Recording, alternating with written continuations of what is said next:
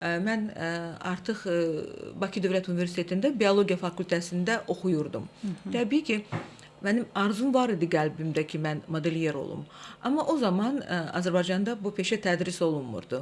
Elə oldu ki, valideynlərim də tövsiyə etdi ki, mən elə Bakıda oxuyum və təbii ki, hansısa bir elm istiqamətini seçməli idim. Sahəsini seçdin. Mən biologiyanı seçdim. Və görüşlərin birində Ulu Öndər məndən soruşdu ki, Fəxriyə, belə həmişə məni çağırırdı adımla. Sən nə ilə məşğul olmaq istəyirsən?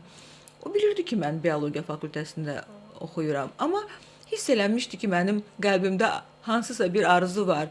Mən də çox böyük həvəslə o zaman Ulu Öndərə cavab verdim ki, mən moda ilə məşğul olmaq istəyirdim.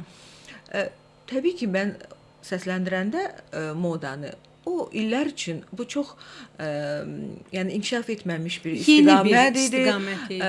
Bəli, və onun məsəl üçün inkişafı necə olacaq, sən bu peşə ilə necə məşğul olacaqsan, bu suallar doğru, yəni yarana bilərdi. Amma Ulu Öndərimiz bilirdi ki, bu yəni diskussiya çox uzanar. Ona görə ki, çox nadir peşələrdən biridir. İndi də elə modelyer belə peşə sayılır. Sadəcə o mənə baxaraq dedi ki, moda çox maraqlı istiqamətdir. Və mən onda bilirsiniz belə Ürəkləndiniz. sevindim.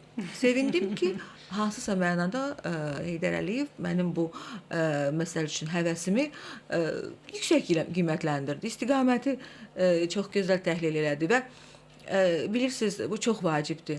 Bir gənc üçün onun arzusu olan hansısa bir peşənin, ya bir incəsənət növünün, yəni böyüklərə dilə gətirəndə bax o yəni xoş rəyi almaq bu gənc üçün çox vacibdir.